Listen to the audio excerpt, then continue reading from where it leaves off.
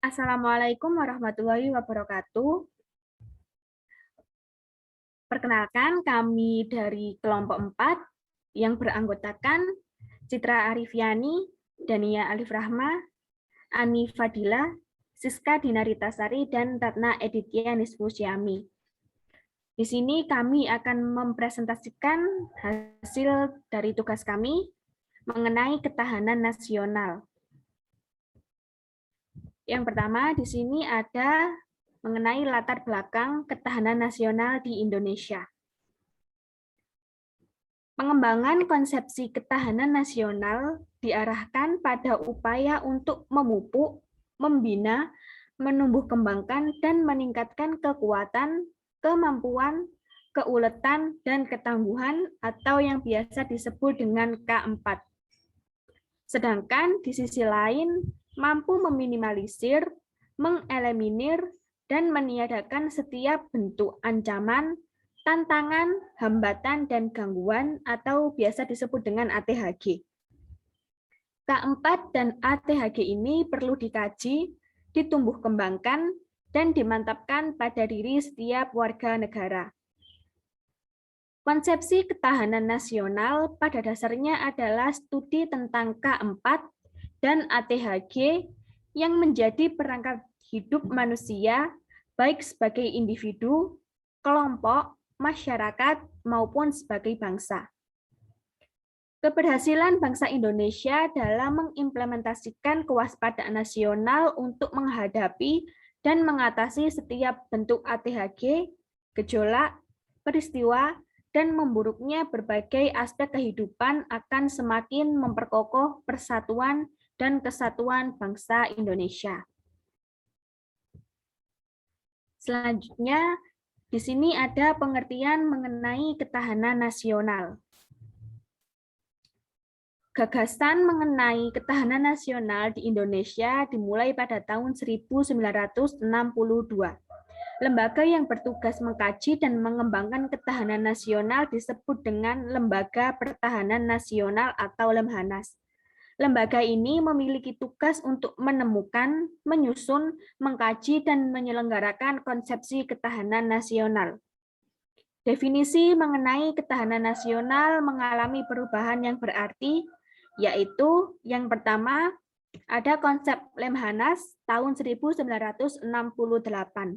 Ketahanan nasional adalah keuletan dan daya tahan kita dalam menghadapi segala kekuatan baik yang datang dari luar maupun dari dalam, yang langsung maupun tidak langsung membahayakan kelangsungan hidup bangsa dan negara.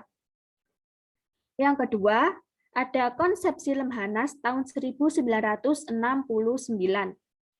Ketahanan nasional adalah keuletan dan daya tahan suatu bangsa yang mengandung kemampuan untuk mengembangkan kekuatan nasional dalam menghadapi segala ancaman, baik yang datang dari luar maupun dari dalam, yang langsung atau tidak langsung membahayakan kelangsungan hidup bangsa dan negara Indonesia. Dan yang ketiga ada konsepsi Lemhanas tahun 1972 sampai dengan sekarang. Ketahanan nasional adalah kondisi dinamis suatu bangsa yang berisi keuletan dan ketangguhan, yang mampu mengembangkan kekuatan nasional dalam menghadapi dan mengatasi segala ancaman, tantangan, hambatan, dan gangguan, baik yang datang dari luar maupun dari dalam negeri, yang langsung atau tidak langsung, yang membahayakan integritas, identitas, kelangsungan hidup bangsa dan negara, serta perjuangan mengejar cita-cita dan tujuan hidup nasionalnya. Selanjutnya akan dilanjutkan oleh teman saya. Baik, terima kasih. Selanjutnya ada hakikat ketahanan nasional. Kajian terhadap K4 dan ATHG pada dasarnya merupakan kenyataan yang tidak terpisahkan dengan kehidupan manusia. Sehingga manusia selalu berusaha untuk membina, memupuk, dan meningkatkan K4. Dan sedapat mungkin berupaya menekan, mengeliminir, dan menghilangkan ATHG. Kajian ini terkenal dengan ungkapan civis pacem para belum, yang artinya siapa mendambakan hidup damai, bersiaplah untuk perang sebab lawan akan menyerang kita tanpa memberitahu terlebih dahulu. Akibatnya antara perang dan damai merupakan dikotomi yang harus diwaspadai oleh setiap orang atau bangsa. Sebab sangat mungkin kesepakatan damai suatu negara itu dicapai akibat terjadinya perang dan sebaliknya. Hubungan antar negara yang semula damai sangat terbuka peluang terjadi perang. Oleh karena itu, setiap bangsa harus membina dan meningkatkan keempat dan hubungan antar bangsa yang didasarkan pada kesamaan derajat, kedaulatan masing-masing negara, serta upaya menciptakan perdamaian dunia yang abadi. Konsepsi ketahanan nasional Indonesia yang digariskan oleh Lemhanas pada hakikatnya adalah konsepsi tentang pengaturan dan penyelenggaraan kesejahteraan dan keamanan dalam segenap aspek kehidupan nasional secara utuh, menyeluruh, dan terpadu, dengan berlandaskan pada Pancasila dan UUD 1945, serta berpedoman pada wawasan Nusantara. Berdasarkan konsepsi tersebut, maka tujuan ketahanan nasional pada hakikatnya dapat dipilah ke dalam dua tujuan, yaitu tujuan minimal dan tujuan maksimal. Penyelenggaraan ketahanan nasional Indonesia dilakukan melalui pendekatan kesejahteraan dan keamanan. Penerapan kedua pendekatan tersebut harus dilakukan secara bersamaan, dalam arti bahwa pendekatan kesejahteraan dan keamanan hanya dapat dibedakan tetapi tidak dapat dipisahkan satu sama lain. Selanjutnya akan dilanjutkan oleh teman saya. Baik, berikutnya itu ada fungsi ketahanan nasional. Dalam rangka mewujudkan cita-cita dan tujuan nasional, ketahanan nasional ini berfungsi dalam 3 hal. Yang pertama ada sebagai doktrin nasional, yaitu kebulatan ajaran atau konsensus bangsa Indonesia dalam mengimplementasikan falsafah Pancasila, Undang-Undang Dasar 1945, dan wawasan Nusantara, dan menjadi landasan pola pikir, pola sikap, dan pola tingkah laku pembangunan yang bersifat intersektoral dan multidimensional. Yang kedua, sebagai pola dasar pembangunan nasional, di mana fungsi ketahanan nasional ini sebagai pedoman dan arah dalam menyusun setiap program pembangunan, baik dalam APBN, GBHN, maupun rencana pembangunan jangka menengah dan jangka panjang. Fungsi ketahanan nasional yang ketiga yaitu sebagai sistem nasional, di mana ketahanan nasional ini memiliki fungsi sebagai pola kehidupan bangsa Indonesia yang bersendi dan berasas Pancasila dan Undang-Undang Dasar 1945 dalam melaksanakan kegiatan, pekerjaan, dan perjuangan mewujudkan cita-cita dan tujuan nasional serta aspirasi bangsa yang merdeka dan berdaulat. Lalu yang selanjutnya itu ada sifat-sifat ketahanan nasional.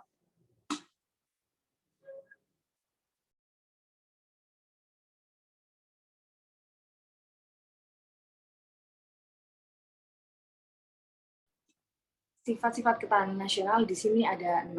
Yang pertama itu manunggal. Manunggal dalam arti ketahanan nasional merupakan pengintegrasian aspek-aspek kehidupan nasional secara utuh dan bulat, serta serasi dan selaras.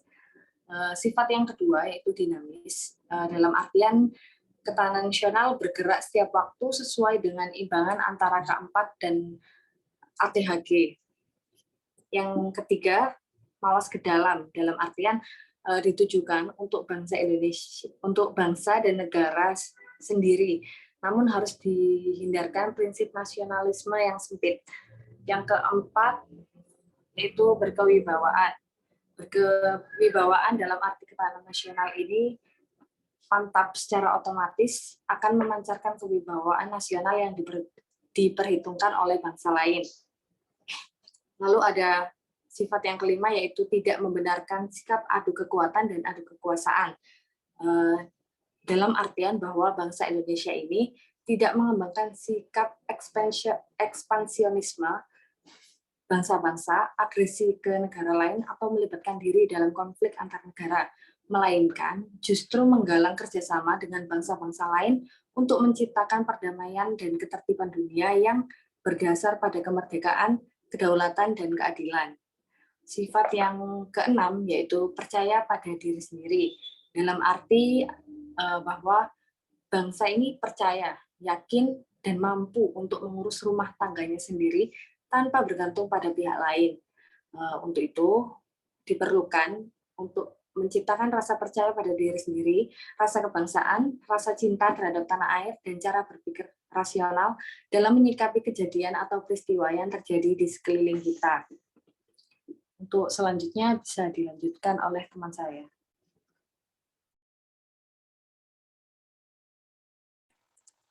Baik, yang selanjutnya ada konsepsi dasar.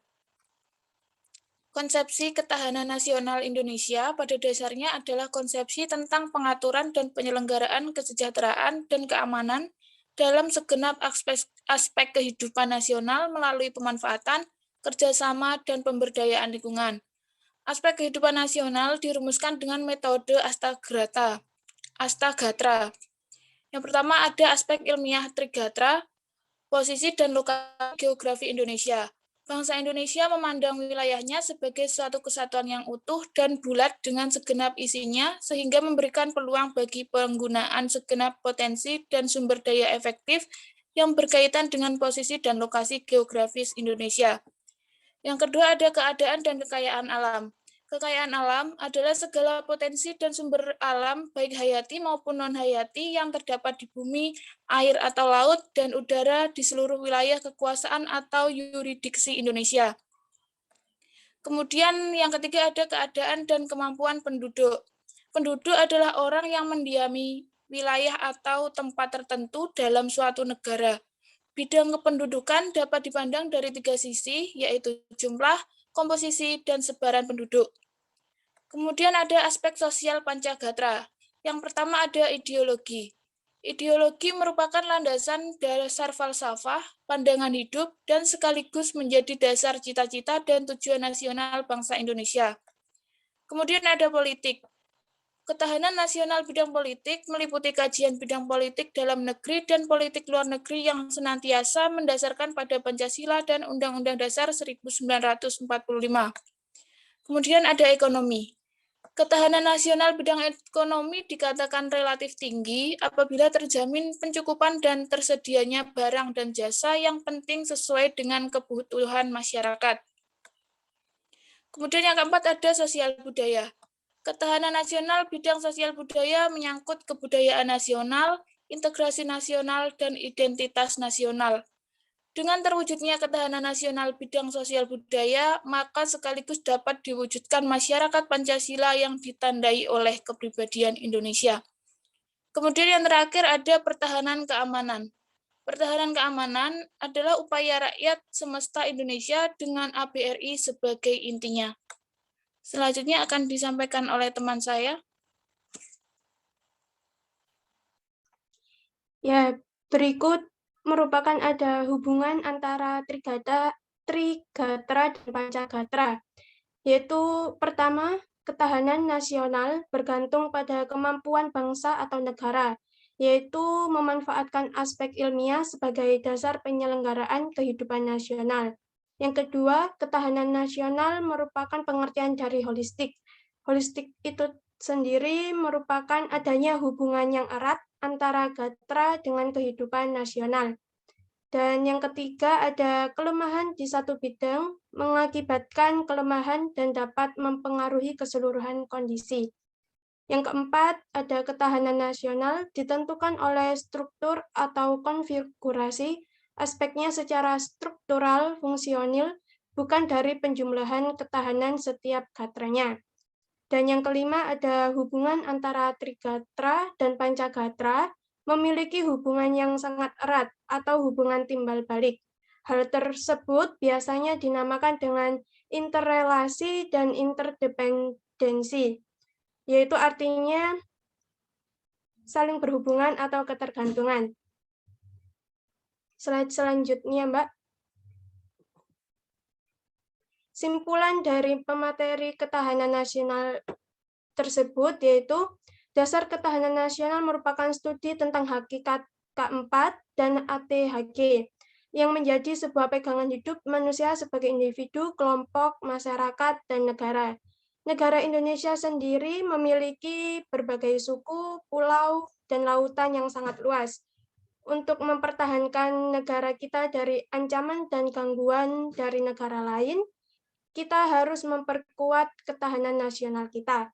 Oleh karena itu, pembinaan ketahanan nasional sangat perlu dilaksanakan secara serentak, yaitu memulai dari pembinaan terhadap aspek kekuatan, kemampuan, ketangguhan masyarakat, serta terhadap ancaman, tantangan, hambatan, dan gangguan yang ada.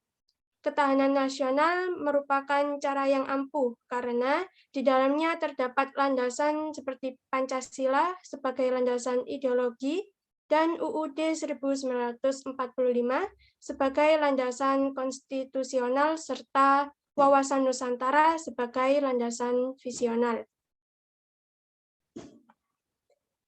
Sekian presentasi dari kelompok kami.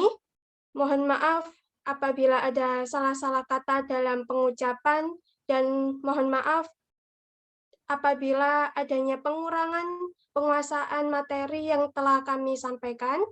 Sekiranya terima kasih atas perhatian Anda sekalian, dan mohon maaf sebesar-besarnya.